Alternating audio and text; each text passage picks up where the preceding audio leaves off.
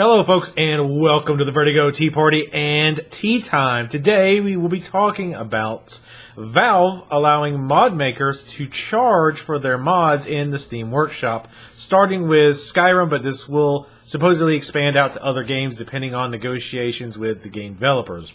So first, let's talk about what this is. It was just announced today. I will have a link to Steam's page on it, but if you go to Steam right now, it'll tell you all about it. But again, it will be in the description below. But let's hit the highlights. In a nutshell, it means that mods created by players that are put on the workshop can be charged for anywhere from 50 cents to whatever. Probably could charge anything they want, $100, I guess. I don't know. There still will be free mods. This is not something that's being forced. You can still put your mod up for free if you want. It's no big deal. And another thing that people seem to be very confused about, the mod maker determines the price for the mod, if anything, not Valve. If somebody wants to put work into some huge mod like Falscar and charge nothing, or 50 cents, that's their choice, not Valve's. It's another very important point that people seem to be losing here. And Valve also gives mod creators the option for flexible pricing in a pay-what-you-want type situation. Now, I don't know if this is limited in any way. I didn't see any specifics. So, for example, if I put a mod up, could I say it's free unless you paid $5? Let me rephrase that. You can get it free if you want, or you can pay $10 for it, $5. Or does it say, okay, it's pay what you want to a minimum of 50 cents? Something like that. I'm not sure the details, but there is a built-in system for flexible pricing, which I think is really, really good, by the way, regardless. Prices can be changed once the mod is posted. So if a mod is finding that their mod is not selling, or a modder is finding their mod is not selling very well, they can lower the price or remove it entirely. Or, of course, they could, jack the price up if they find that it's very popular. Though I don't know how often that's going to happen. Or I would imagine they'd be able to change from a fixed price to a pay-what-you-want type situation. Stuff like that. So that's another good thing. You can only rate mods that you've purchased if they're not free. Now, this can be interesting, and I'll talk a little bit about that. But you can only rate mods that you have purchased, which makes sense to a degree. Creators get 25% of the purchase price. Now, that we are definitely going to talk about. The rest, and again, this is incorrect information I've heard repeatedly, Valve does not get 75%. My understanding is that percentage is split between Valve and whoever, in this case, Bethesda right now, since Skyrim is the only game that's doing this. What that split is, I don't know if it's a 50-50 split of that 75%. Or how that it's working, but it's not just Valve just getting the 75%. But we will definitely be talking about that in just a little bit. Also, another very important point that people are missing is that you can get a refund for the mod within 24 hours of buying it. So if you buy it and it doesn't work for your system, or it conflicts with another mod, or it doesn't do what it says, or you don't like the way it works, whatever, doesn't matter the reason, you can get a refund. That money goes back to your Steam wallet. It doesn't go back to your credit card or whatever. And they said it can take 2 to 3 days. And they also said that abuses of this system can result in things like them not doing refunds for you anymore, things of that nature. So that's the basics, the important points, I think, the factual points of this system. And I want to talk about this first. Just because this bugs me, and at first I thought people were saying this as a joke, but then I realized people were actually trying to seriously argue this as like an example of why it's bad, is that people were arguing that, oh look, there's already mods that are the same price or more than the base game itself. This is how insane this is getting. Okay, let's just ignore that that's a bad argument, period. Right? I understand the mentality of paying more for a mod that's more than the game. Totally get that. Like if Skyrim had just come out and it's $50 and there's a mod that's $50, then yeah, that seems pretty crazy to me. However, first off, Skyrim came out almost 4 years ago. Secondly, because of this whole Steam Workshop thing, Skyrim is 75% off. So people are comparing the 75% off price of a 4-year-old game to what people are trying to charge on day one of a new modding system. This is a completely asinine, idiotic comparison to make, quite frankly. I know people are upset, but use your goddamn brains. This is not valid at all. You can't compare, you can't sit there and piss and moan that some of the mods on day one when people are testing the waters are the same or more than, again, a 4-year-old game that's 75% off. This is such a terrible, terrible comparison to make. Please stop doing it. It holds absolutely no water. There's plenty of arguments against this system. That is not one of them. Stop. So, let's move on. Let's talk about the various points here.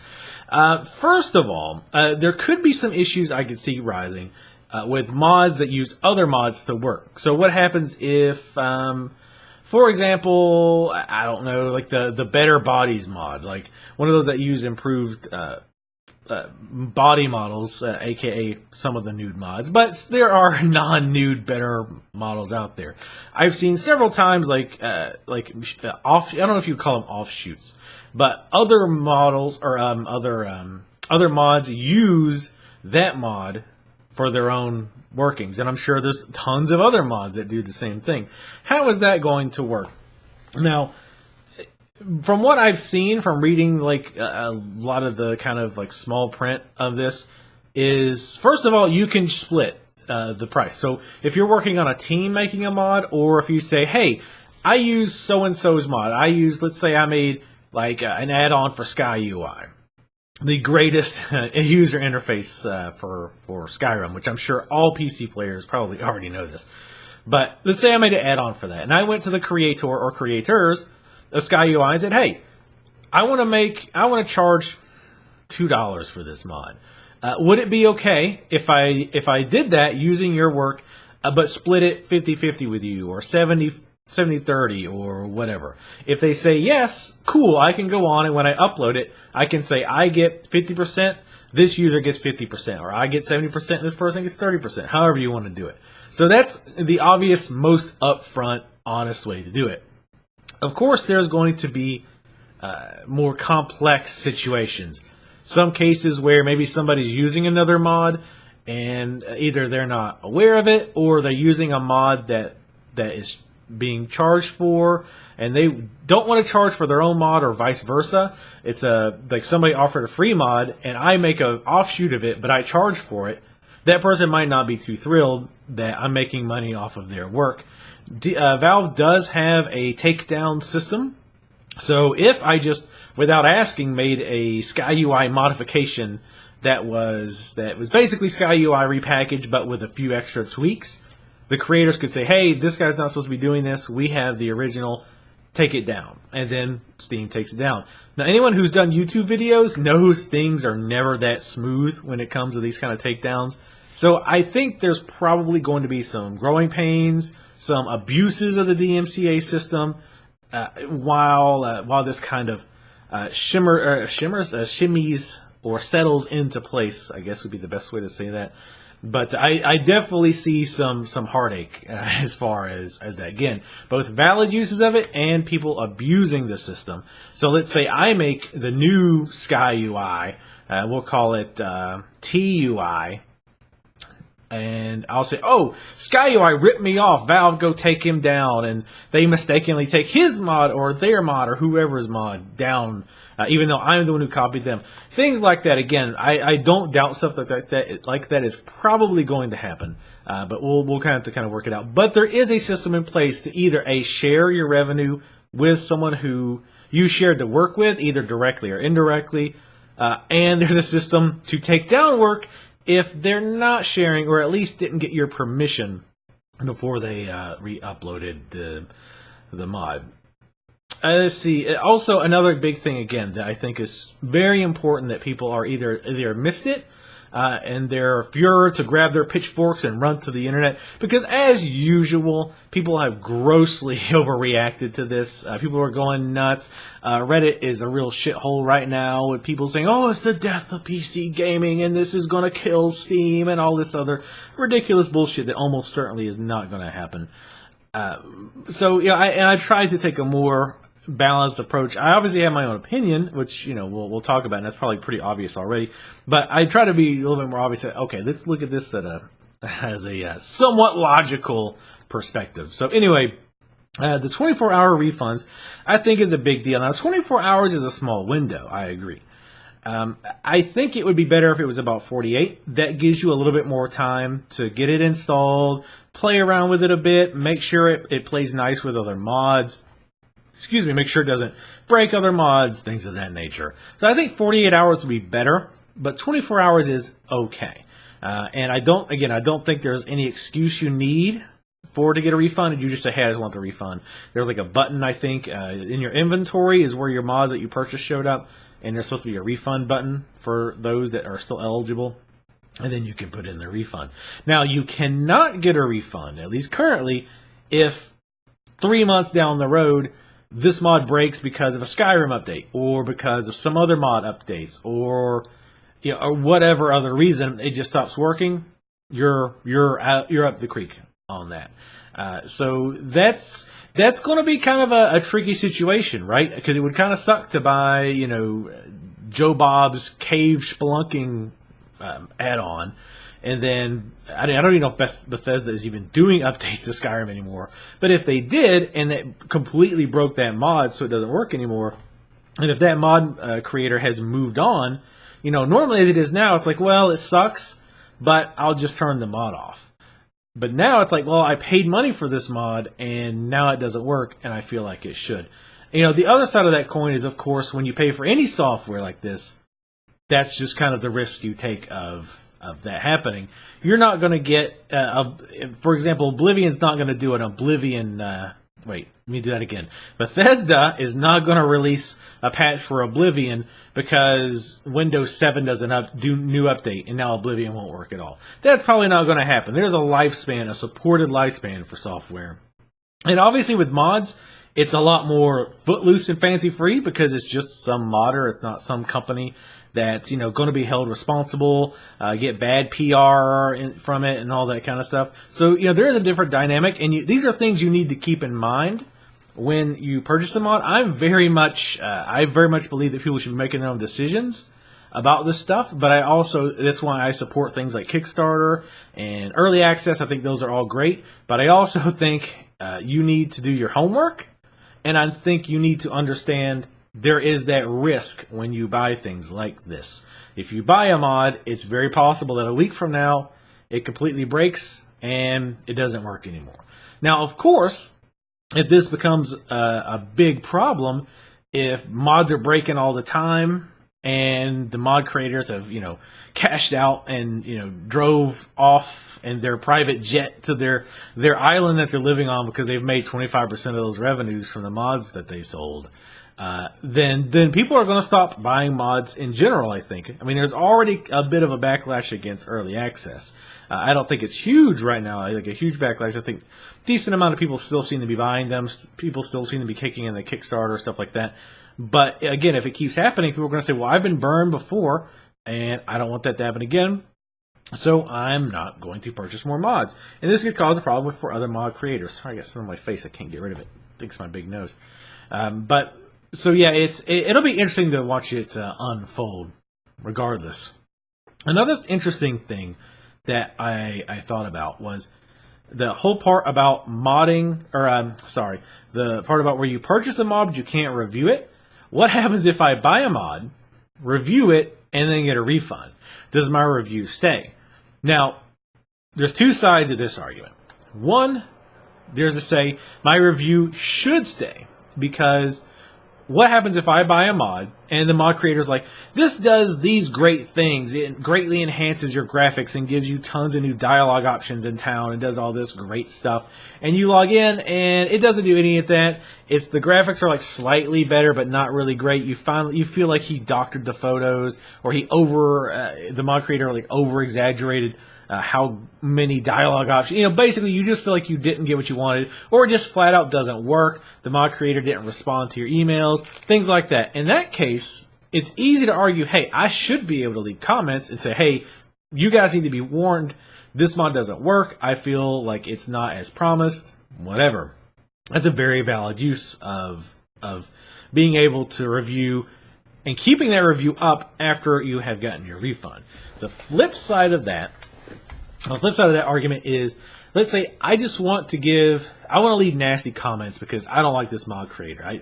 For whatever reason, he said some stuff on Twitter I don't like, or he was mean to me on the forums, or whatever stupid reason people have for doing things like this.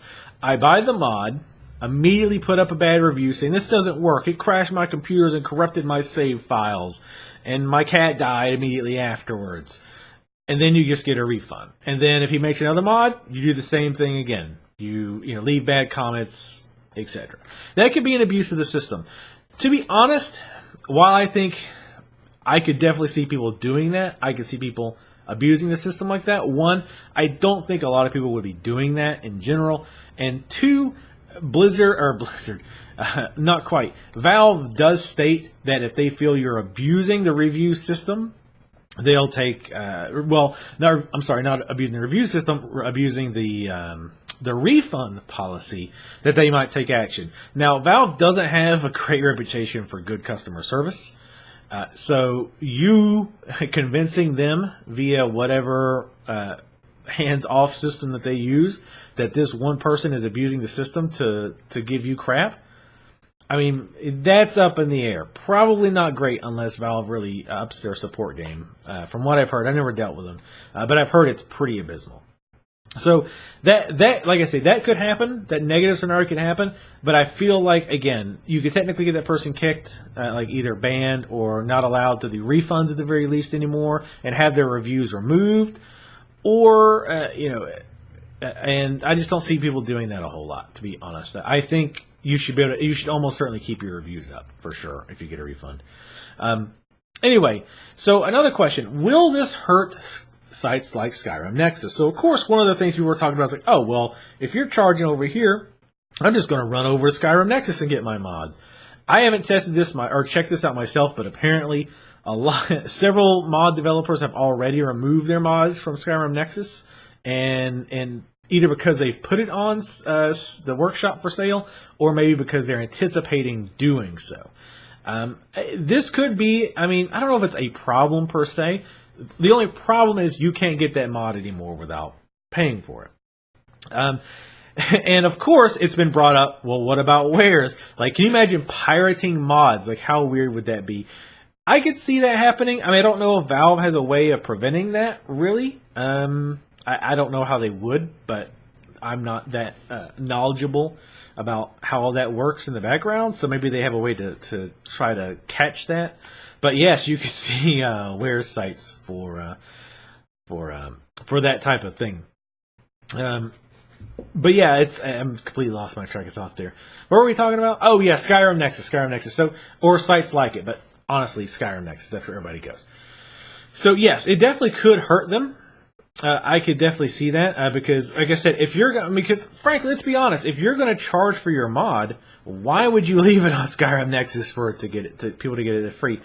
I guess because you're just like, you know what, I don't care. I just want to charge the people who want to pay on the workshop, and just for the simplicity of having your mod auto update through Skyrim as opposed to having a third party program have to do it, which is nice. Maybe you could do it for that reason. But otherwise, yeah, I would think most of the time if you're going to charge on the workshop, then you should probably remove it from Skyrim Nexus. That just makes sense.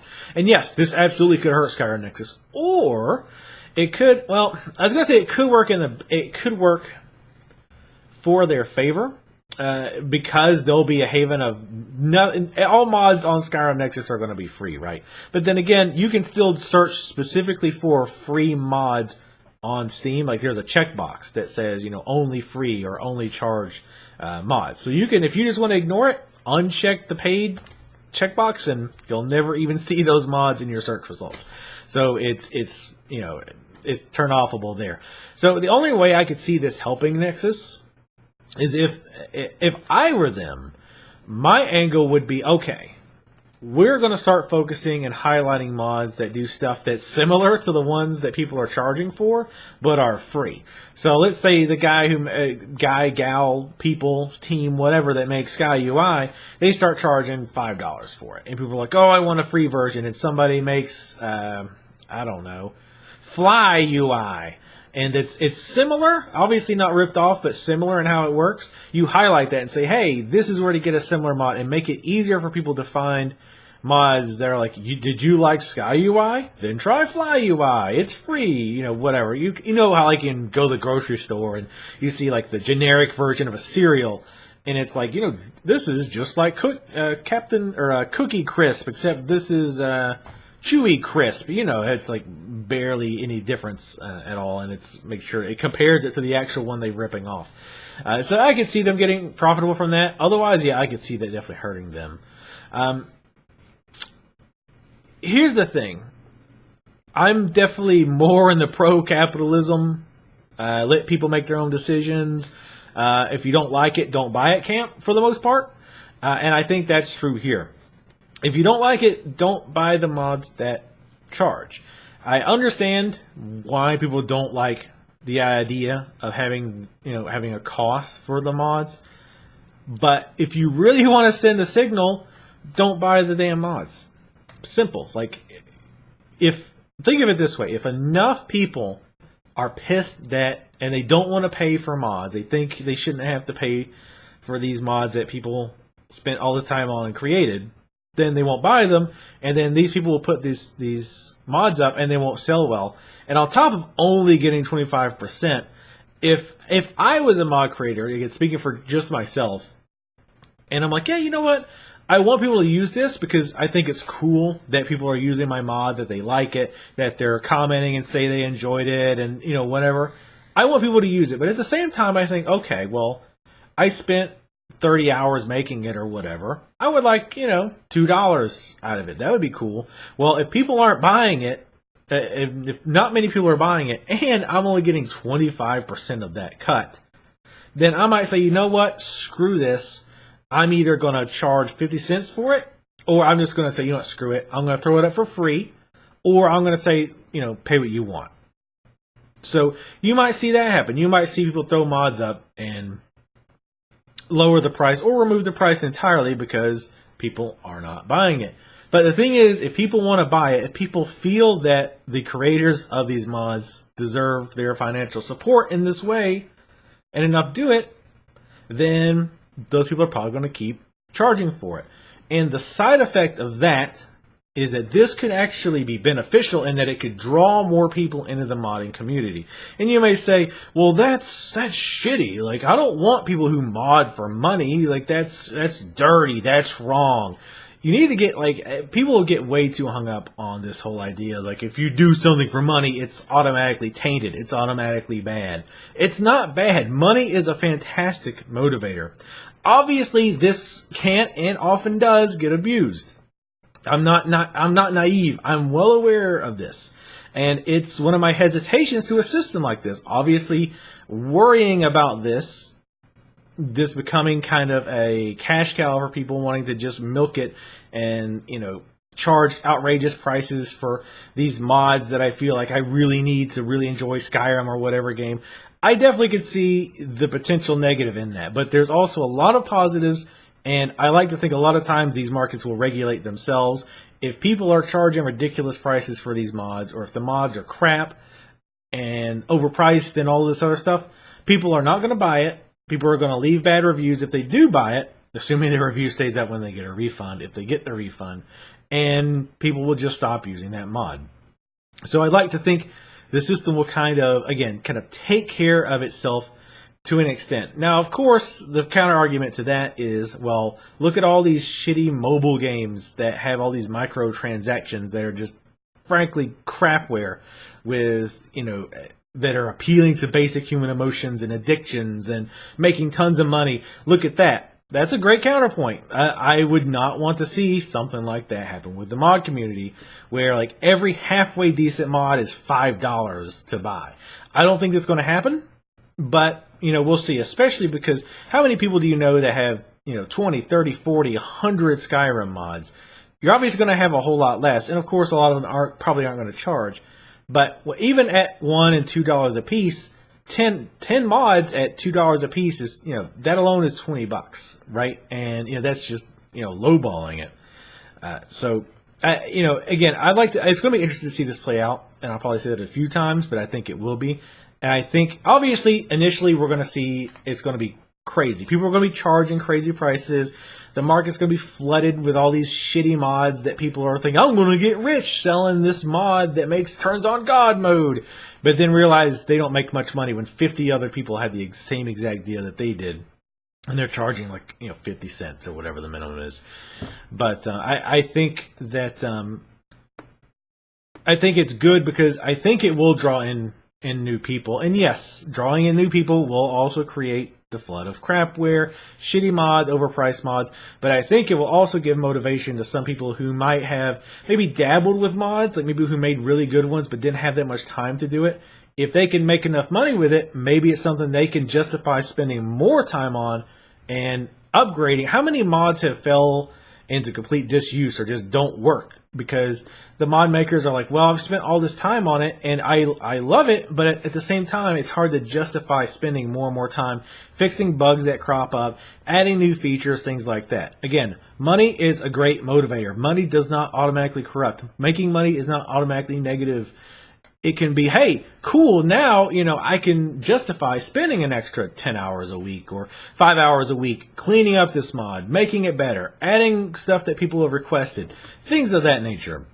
So I think to that end, it could actually be very, very good. The other reason it could draw people into the mod scene is because people say, you know what, I think it sucks that these types of mods, like these, especially like the easier ones to make, are charging 50 cents or a dollar or $2. I'm going to make alternate mods that do kind of the same thing, but I'm just going to do them for free. People who kind of like the idea of like sticking it to the man or whatever, and will do these mods for free, or even cheaper, or however they want, as alternatives to mods that are already there. Or people who just have the know-how, and they say again, oh man, he's charging $10 for SkyUI, that's crap.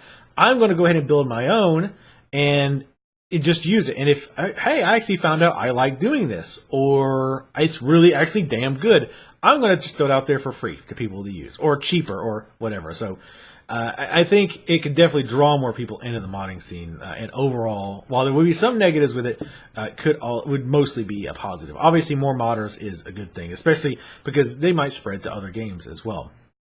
So some people have asked, why not just add a donate button? Why not add a Patreon button? As an option, add a Patreon button or donate. That's not a bad idea. A few problems. First off, the most obvious. With a donate button, Valve doesn't get any money from it. Valve, as much as I love Valve, as much as I love Lord Gaben, praise him. That was weird. That was awkward. Anyway, as much as I love Valve, they're a company. They're a business. They're in it to make money. Now, I'd rather them not do very sleazy things, which I don't consider this to be, but they're there to make money. Having just a donate button on there isn't really going to help them make money. I guess they could take their cut out of it or whatnot. But that seems weird to have a donate button, but they're taking money out of it. Generally, when you think of a donate button, you're thinking, okay, I'm sending this money directly to this user, whether it be somebody who makes software or a streamer or somebody on YouTube, things like that. So also, you might have, and again, I'm not a lawyer. I've not looked into the legalities, so I don't know if this is valid or not. This is just something that I thought of that might be a problem. Is Bethesda says, hey, you're allowing people to pay money to these mod makers, and we're not getting a cut of it. And even though it's total bullshit that we're getting a cut at all, which I'll talk about in just a second, we want our money. You're making money off of our product, or they're making money off of our product. We want our share, and that could cause problems as well. Third problem with the donate or Patreon button, and this is something I'm honestly asking. I don't know. I haven't done any research onto this. I should actually go around and find like these random software developers that make free software that have a donate button and ask them this. but I don't know how much money you'd really make with a donate button. I have a feeling that a lot of people don't really donate. Frankly, I use a lot of software. I see the donate button, and frankly, I almost never use it. I think I've used it one time, and I don't remember what software it was that I used, to be honest.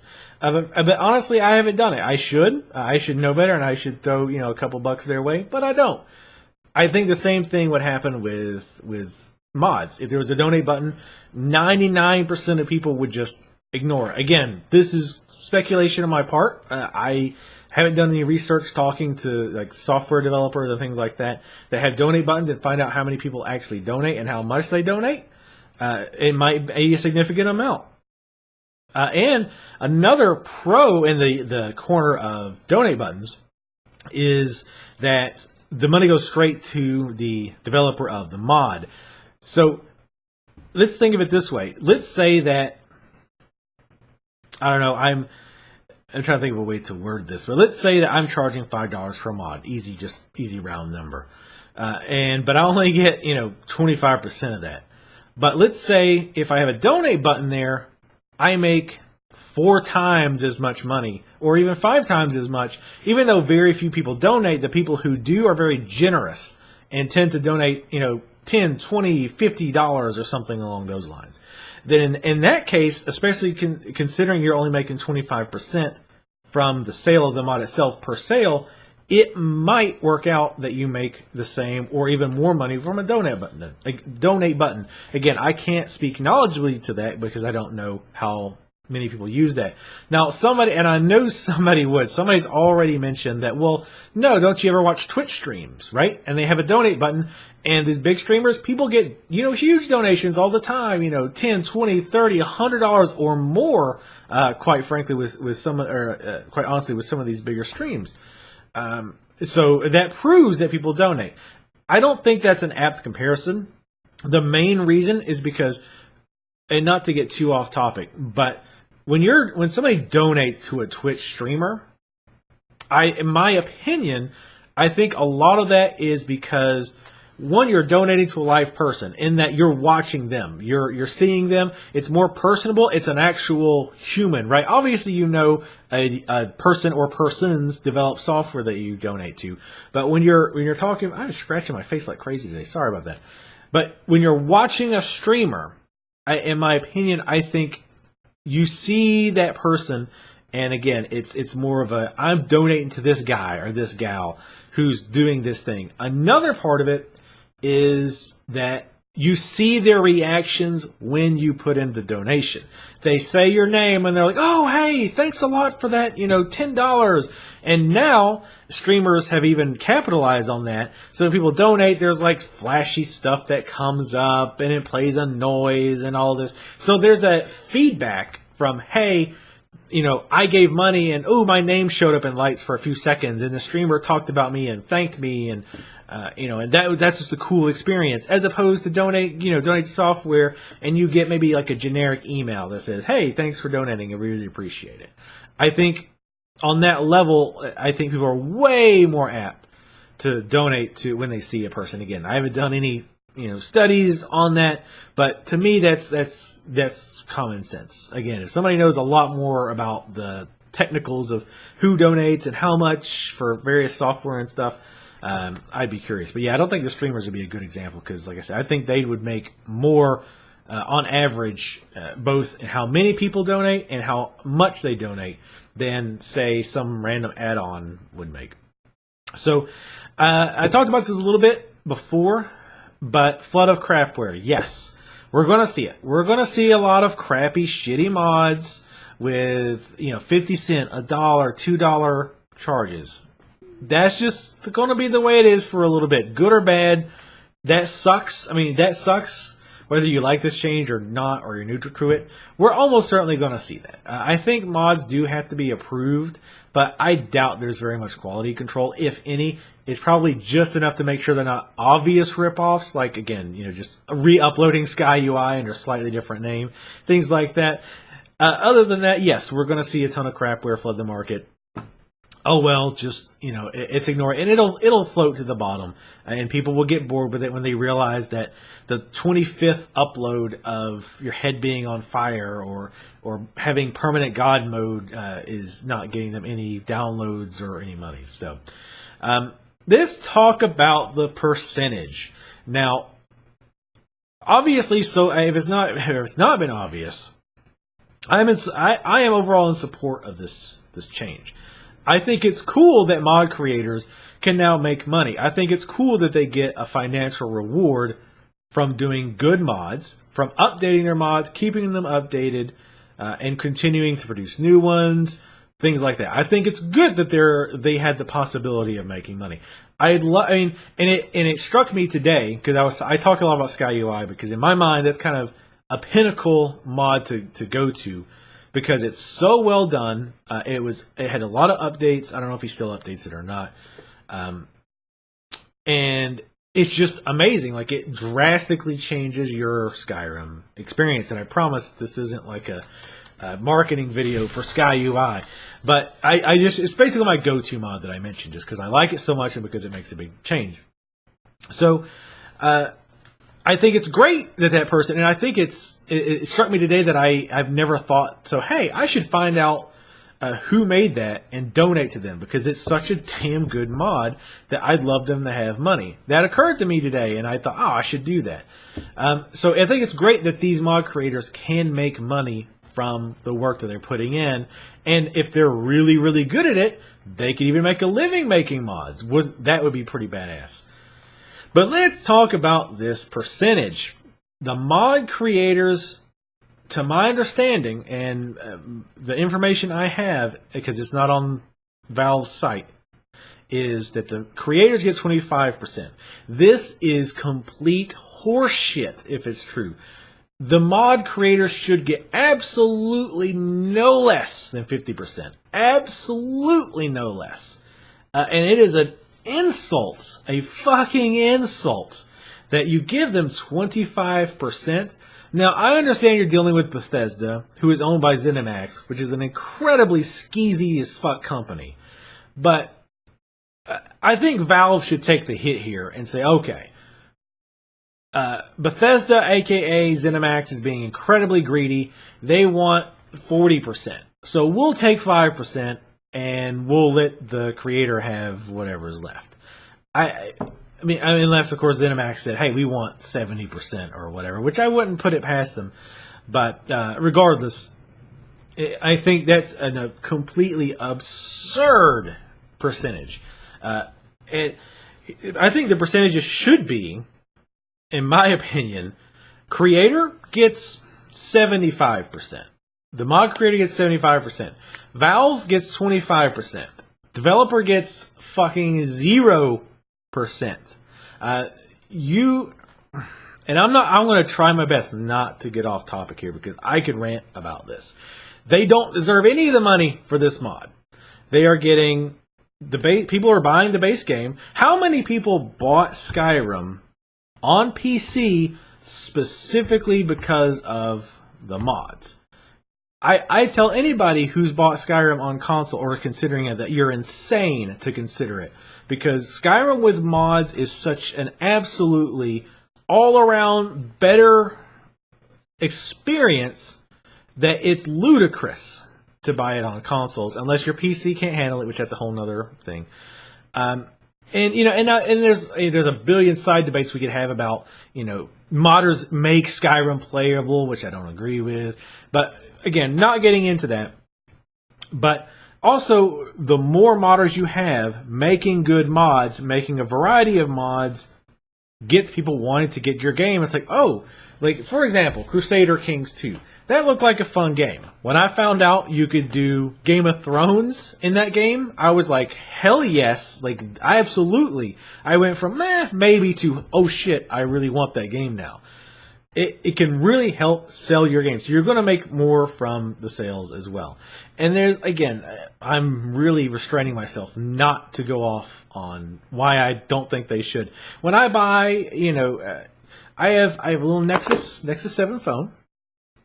And when I buy a case for that phone or a stand-up charger or something that sticks it in my car or whatever, Google doesn't get any of that fucking money, nor should they. When I buy an add-on for Sony Movie Studio, that's $5 or $10.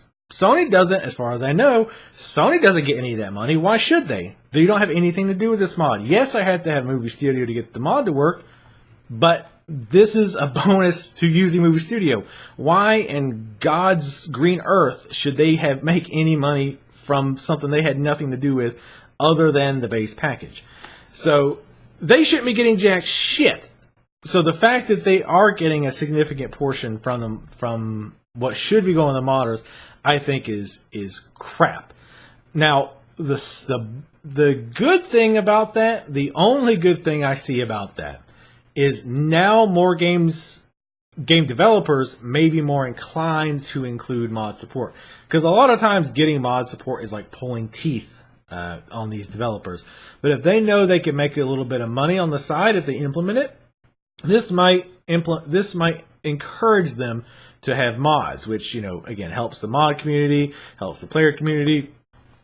Excuse me, and technically it would still help the game developers, even if they weren't making money off the mods, because more people would buy the game. But it could draw more in. It could show them the light of allowing mods in their games. So that's one side benefit. But I wholly disagree, if it's not been clear, with the percentage. Now, well, I'll just leave that there. I'm done with that part. I'll go on a rant if I don't. Now, another thing that people need to realize, and again, this is as of this recording, and this is just the first day that it's gone live, so there might be other, some of these free mods might be in the process of going charged, I don't know, but there's still a lot of popular mods. In fact, the most popular mods that I looked at are all still free. Pure Waters, Sky UI, Skyrim Sound Effects Enhanced, which is one of my favorite mods as well. Enhanced Blood Texture, Stones and Villages Enhanced. All of those Villages Enhanced mods are still free that I saw. So all those are still free. Again, this could change. They could go in today or tomorrow or next week or next month and start charging for them. But as of right now, they're still free. And I don't doubt that there's going to be mod creators out there who's like, look, I just do this for the love of making mods, for the love of making a game that I enjoy better, and for the love of my community. I'm not going to charge anything. Kudos to you folks, and then carry on. But I have no problem paying for Sky UI. I have no problem for paying for the Sounds Enhanced package or whatever, because I find that they're very good, they're well done, and they add significantly to my overall package, or my overall enjoyment of the game. Now, there's going to be other mods in there that you're going to have to make a judgment call on. It's been a while since I played Skyrim, as people who watch the series know. Sorry about that again. But if things like, for example, there was a mod I had that allowed you to convert Dragon Souls into talent points, and it was balanced pretty well, actually. Now, would I pay for something like that?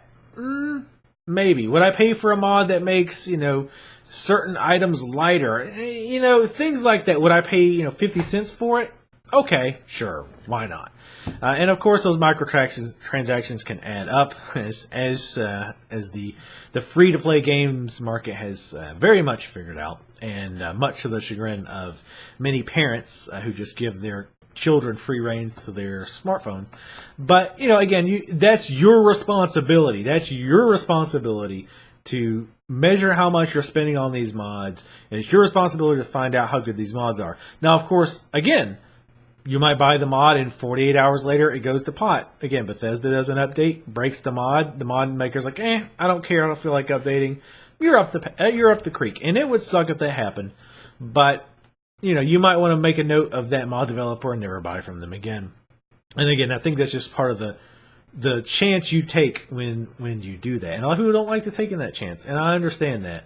But I don't think this is all that bad. Now, again, overall, I think this is a good thing. It's going to reward creators of content for making good quality content, and it's going to reward them for keeping it up. because, you know, again, it's fun to make these mods, but I imagine, like, after a while, you've got it in the wild, people are like, yeah, this mod's great, but can you do this? This mod's great, but it breaks with this other mod. Can you fix that? Oh, this mod's great. Can you get this feature in there? Or, oh, it just updated by Bethesda and it's broken. After a while, that's probably going to get tiresome to just do these little tweaks and bug fixes and little bitty feature add-ons and compatibility changes. But if you're making money from it, you'll probably be a little bit more encouraged to keep up on something like that. Also, it's going to draw more people to modding in general, which I think is always a good thing. Yes, you're going to get the idiots and the kids who think, oh, I'm going to get rich. You know, selling these like crappy little cheapo mods for $1 or $2 a piece. And those people are going to fall off pretty quickly, I think. I think those people are going to come in, release a bunch of crapware, that find out that nobody's going to be buying it, and then drop out. But I think there could be people who try it out, and maybe even with that mindset, and go, you know what, this is actually pretty fun. I'm actually finding I'm good at this, or I have a knack for this, or I really enjoy this. And this could open up modding to them. And again, if they're good, maybe make either side income, or if they're very, very good in rare cases, maybe do this like all the time, make mods for various games, Skyrim, you know, whatever. Also, the other big thing is we're going to see things like 3 months from now, 6 months from now, where, again, there's a big update, it breaks the mod, people are going to be furious, yelling at Valve to demand a refund because something broke a mod they bought 6 months ago, and now it doesn't work. There's going to be DMCA takedown abuse, where, you know, people are claiming mods they never made, crap like that. There's going to be rough roads. And make no mistake, people who are violently against this are going to make sure to point out every minor bump in the road. And this could turn out to be bad. I'm fully open to the idea that this could go all the way bad, right?